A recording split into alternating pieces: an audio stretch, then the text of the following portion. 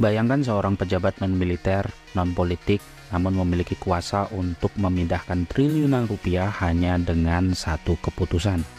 Seorang direktur perusahaan negara yang begitu kuat hingga mampu memberikan pinjaman kepada negara lain tanpa persetujuan resmi dari pemerintahnya sendiri. Ibnu Sutowo, direktur legendaris Pertamina, yang dikenal sebagai Raja Minyak Orde Baru, sosok yang membangun rumah sakit, universitas, bahkan membiayai pemerintahan, tapi juga meninggalkan jejak krisis dan utang yang mengguncang fondasi ekonomi nasional. Ini adalah kisah tentang kekuasaan yang melampaui batas-batas jabatan, tentang minyak, politik, dan struktur ekonomi yang dibentuk dari balik layar. Inilah kisah Ibnu Sutowo, simbol kejayaan dan kehancuran pada masa yang sama.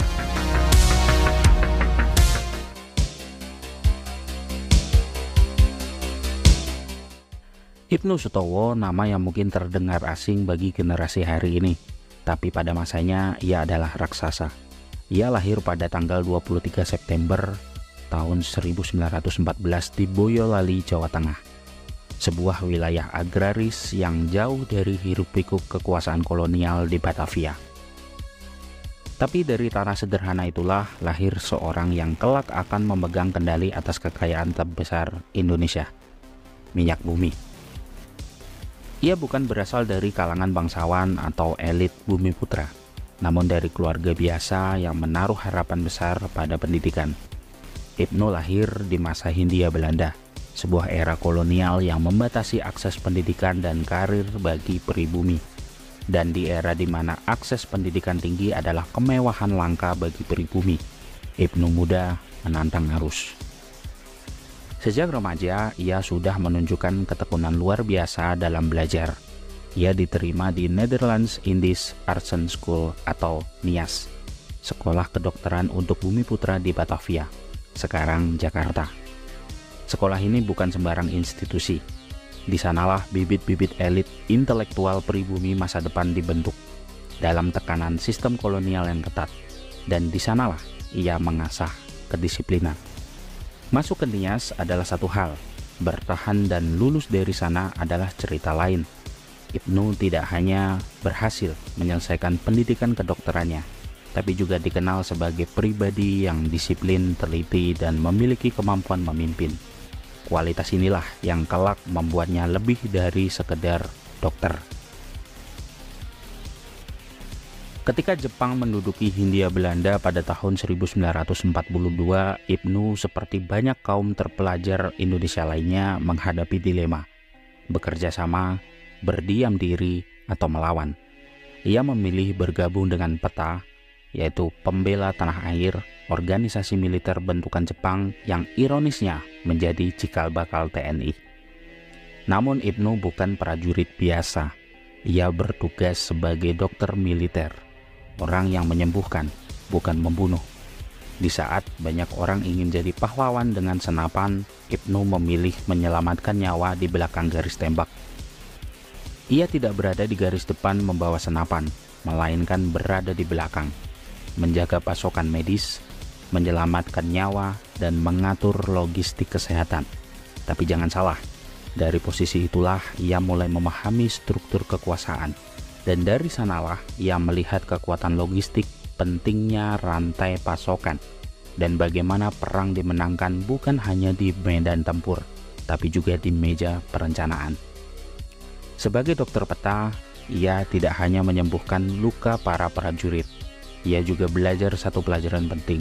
Dalam perang, logistik dan pasokan adalah nyawa, dan di balik pasokan ada kekuasaan. Sebuah pelajaran yang kelak akan menjadi fondasi strateginya dalam mengelola Pertamina. Menjelang akhir pendudukan Jepang, Ibnu sudah menjadi sosok yang cukup dikenal di kalangan militer. Ketika Indonesia memproklamasikan kemerdekaan pada tahun 1945, ia langsung bergabung dengan embrio Tentara Nasional Indonesia. Karir militernya pun dimulai. Tidak sebagai komandan pasukan, tetapi sebagai arsitek sistem medis militer. Ibnu Sutowo tidak memulai karirnya dengan senjata, tapi dengan stetoskop.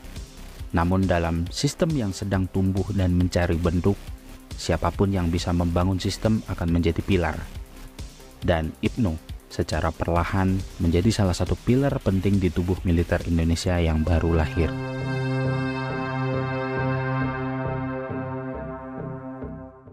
Pasca proklamasi, Indonesia bukanlah negara yang langsung berdiri tegak. Ia seperti bayi yang lahir prematur, lemah, rawan infeksi, dan harus berjuang untuk sekedar bernafas. Dalam kekacauan itu, militer menjadi tulang punggung dan Ibnu Sutowo kini seorang dokter berpangkat perwira, berada di tengah pusaran sejarah yang sedang dibentuk. Ibnu juga terlibat dalam berbagai operasi militer, tapi karena perannya lebih banyak di belakang layar, nama dan jasanya tak banyak disebut. Tapi justru itulah kehebatannya.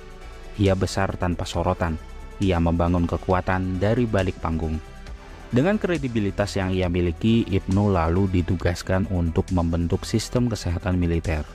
Sebuah tugas yang secara kasat mata tampak administratif. Tapi di masa itu, ketika peluru bisa datang dari segala arah, Belanda, tentara sekutu, pemberontakan internal, mengelola sistem medis berarti menyelamatkan masa depan Republik. Ia bukan hanya mengobati luka, ia membangun struktur, ia mendirikan rumah sakit lapangan, mengatur distribusi obat-obatan, dan menciptakan jaringan medis yang bisa bertahan di tengah perang. Di balik setiap seragam prajurit yang masih bisa berdiri, ada jejak tangan Ibnu yang bekerja dalam diam. Perlahan reputasinya tumbuh, tidak hanya sebagai dokter, tapi sebagai seorang organisator ulung.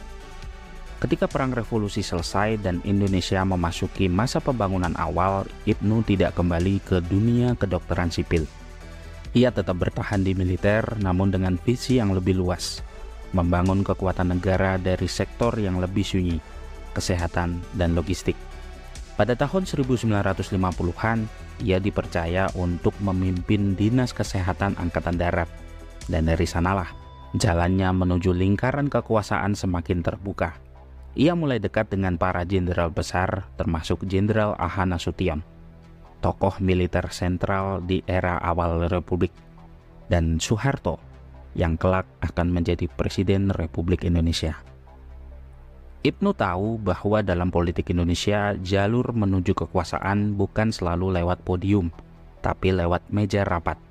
Ia menyusup lewat birokrasi, membuktikan diri lewat efisiensi, dan satu demi satu ia menaklukkan ruang-ruang kekuasaan yang selama ini didominasi oleh mereka yang bersenjata. Namun titik baliknya datang pada tahun 1957, ketika pemerintah Indonesia memutuskan untuk mengambil alih aset-aset Belanda, termasuk perusahaan minyak Shell dan BPM. Kala itu banyak yang bingung bagaimana mengelola aset strategis semacam itu. Maka militer turun tangan, dan siapa yang ditunjuk untuk mengurus perusahaan minyak negara yang baru dibentuk itu? Ibnu Sutowo, seorang dokter militer, dipercaya mengelola industri minyak. Bagi sebagian orang ini terdengar seperti ironi, tapi bagi mereka yang mengenal Ibnu, ini adalah kalkulasi yang masuk akal. Karena lebih dari sekedar dokter, Ibnu adalah teknokrat, dan minyak adalah darah baru bagi Republik yang sedang tumbuh. Dengan penunjukan ini, Ibnu memasuki babak baru dalam hidupnya. Dari dunia medis, ia melangkah ke dunia energi. Dan dari sana, ia tidak hanya akan mengelola minyak, tapi juga mengelola kekuasaan. Dalam skala yang bahkan belum bisa dibayangkan oleh para politisi saat itu. Sejak hari itu, nama Ibnu Sutowo tak lagi hanya tercatat di dokumen militer atau buku kesehatan. Namanya mulai bergaung di ruang-ruang diplomasi, meja negosiasi, hingga koridor kekuasaan. Ia telah menemukan panggungnya, dan panggung itu bernama Permina.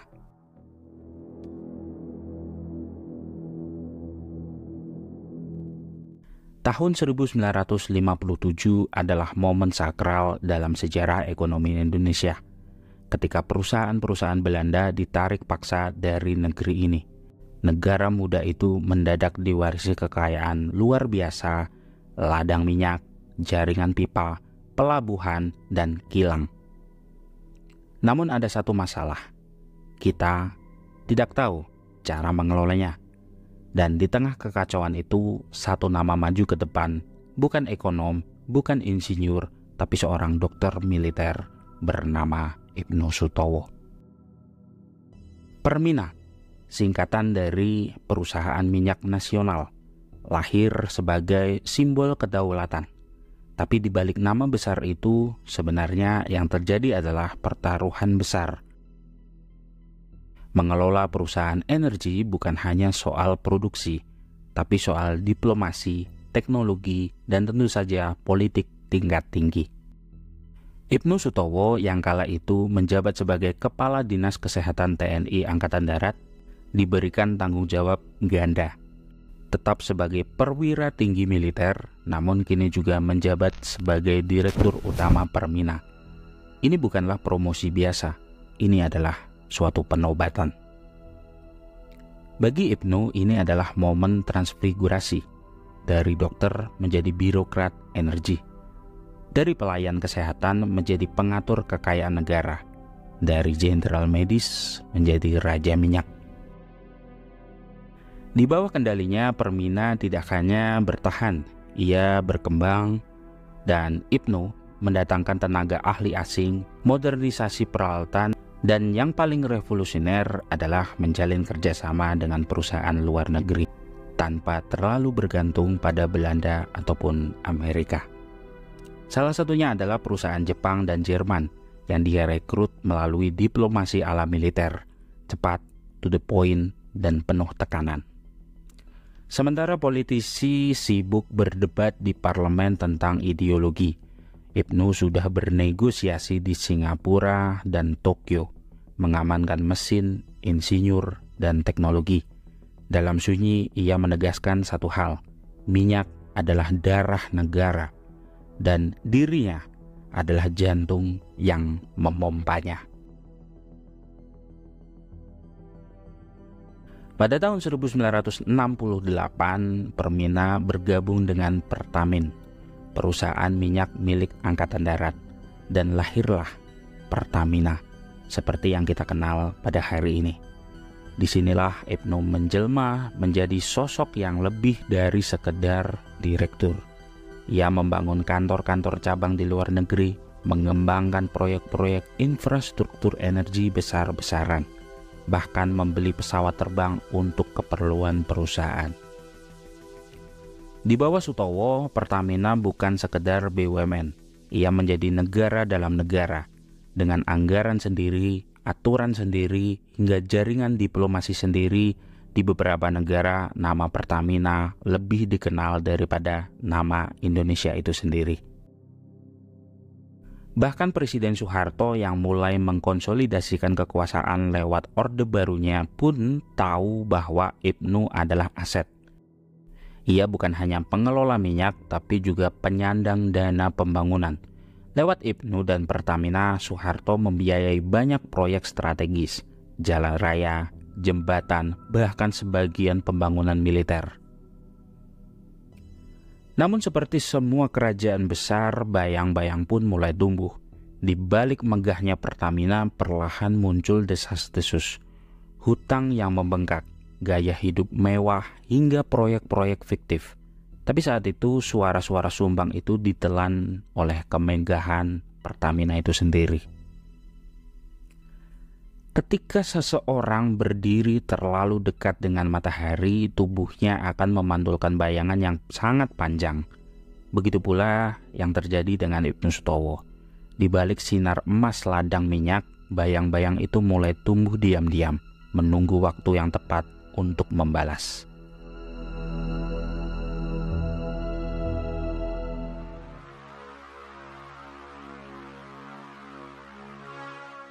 Setiap dinasti besar selalu diawali dengan kemegahan dan diakhiri dengan kekacauan.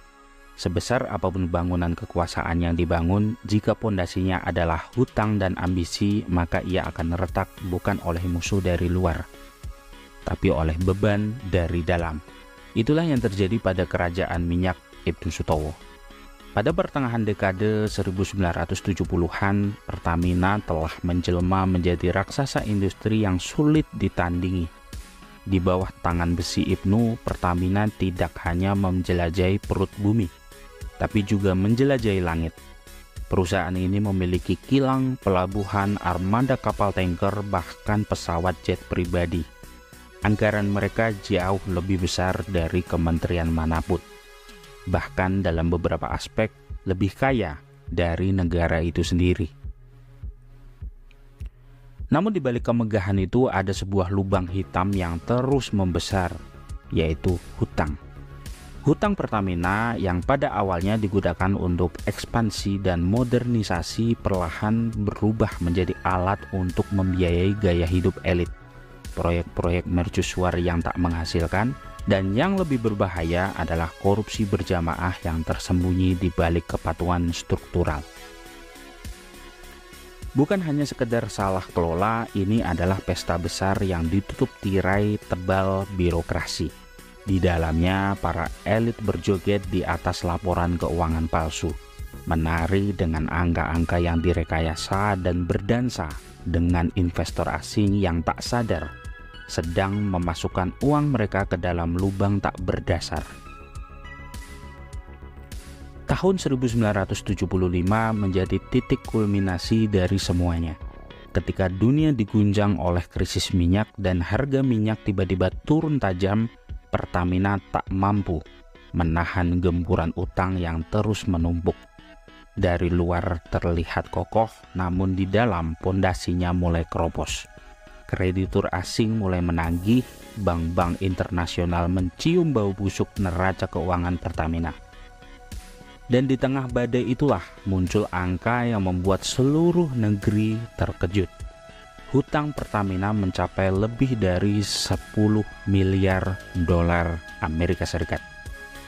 Sebuah jumlah yang tak hanya menakutkan tapi juga menghancurkan wibawa. Ibnu Sutowo yang dulu dielu-elukan sebagai jenderal minyak kini mulai dipanggil dengan nada sinis sebagai raja hutang. Media mulai berani menulis kritik, politisi yang dulu diam kini bersuara. Dan Presiden Soeharto, sang patron besar, mulai mengambil jarak. Kepercayaan pun runtuh, proyek-proyek dihentikan, karyawan dirumahkan. Armada Pertamina yang dulu penuh kebanggaan kini jadi beban negara. Dan puncaknya terjadi pada tahun 1976 ketika Presiden Soeharto secara resmi memecat Ibnu Sutowo dari jabatannya sebagai Direktur Utama Pertamina. Namun pemecatan itu bukan hanya tindakan administratif. Itu adalah deklarasi bahwa zaman Ibnu telah berakhir. Seperti halnya Napoleon yang dibuang ke Elba setelah kalah perang, Ibnu Sutowo pun tersingkir secara halus. Bukan diadili, bukan dihukum, tapi dibisukan. Sebuah pengucilan yang lebih menusuk daripada penjara. Skandal ini tidak hanya menghancurkan reputasi pribadi Ibnu, tapi juga mengguncang ekonomi nasional. Pemerintah harus turun tangan menyelamatkan Pertamina. Negara harus membayar sebagian besar utang yang dibuat oleh perusahaan tersebut. Dan publik mulai mempertanyakan, bagaimana mungkin satu orang bisa memegang kekuasaan sebesar itu tanpa pengawasan selama hampir 2 dekade. Sang jenderal yang pernah menggenggam kekayaan negara kini berjalan sendirian. Ia telah menciptakan kekaisaran energi, tapi lupa bahwa setiap kekaisaran, sekokoh apapun, pasti punya tanggal kadaluarsa.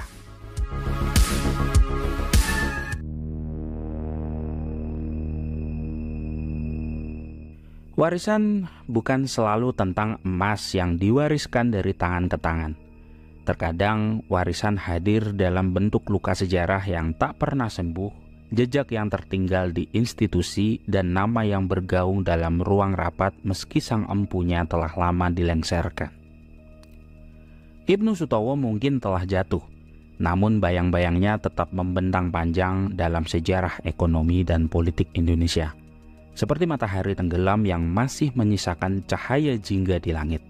pengaruhnya tak langsung padam begitu ia disingkirkan dari panggung kekuasaan.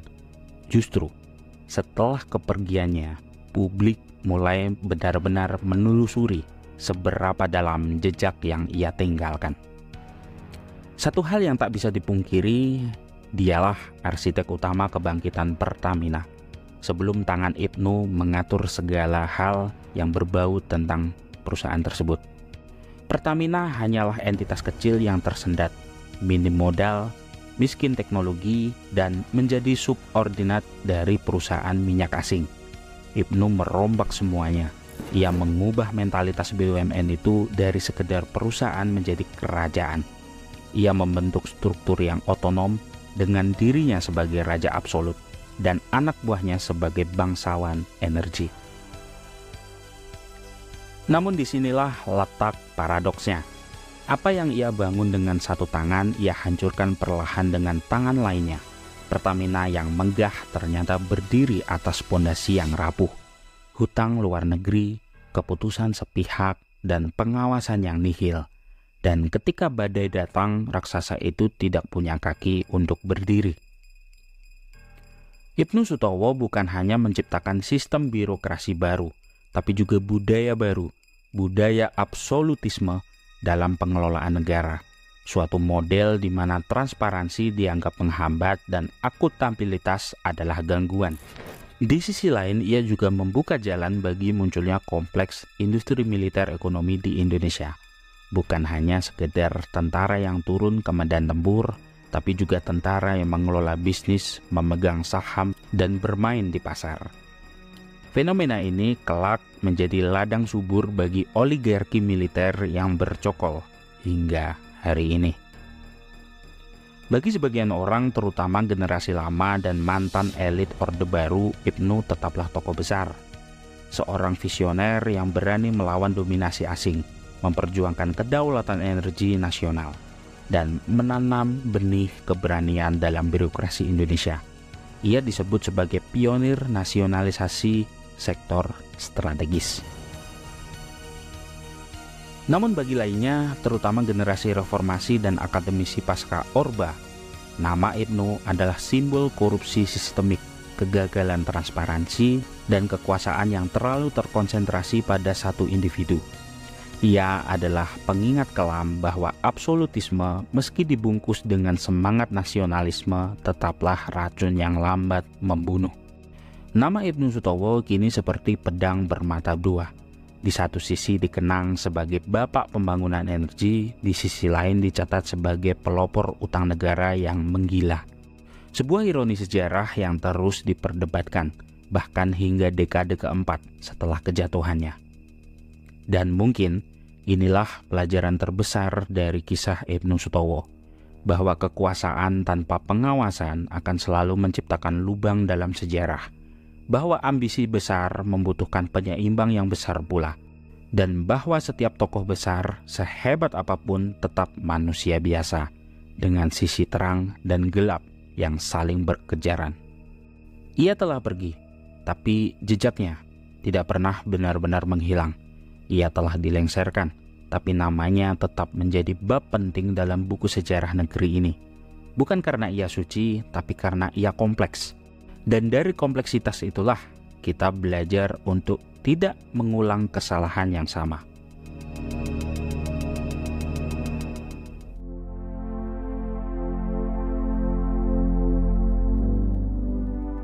Kita sering mendengar sejarah adalah guru yang terbaik.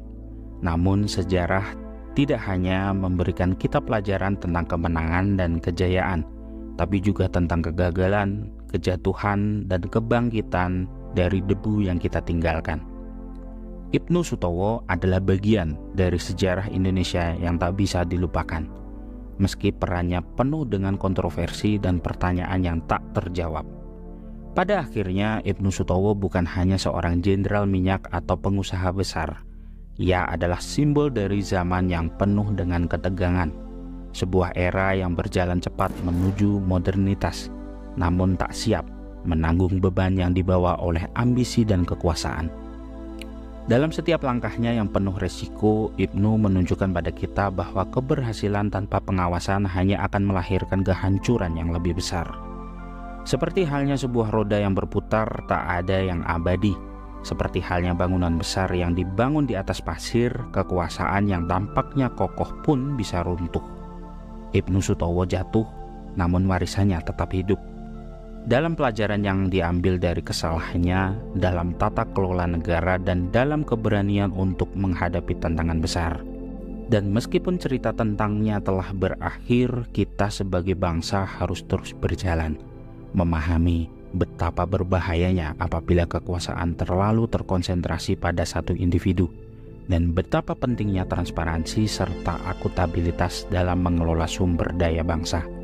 Karena seperti yang kita tahu, sejarah selalu siap untuk mengulang dirinya sendiri jika kita tidak cukup bijaksana untuk belajar dari masa lalu. Ibnu Sutowo adalah bukti bahwa kekuasaan meski dikelola dengan cermat tetap memiliki waktu kadaluarsa. Sebuah pelajaran yang entah kita suka atau tidak, selalu ada untuk dipelajari.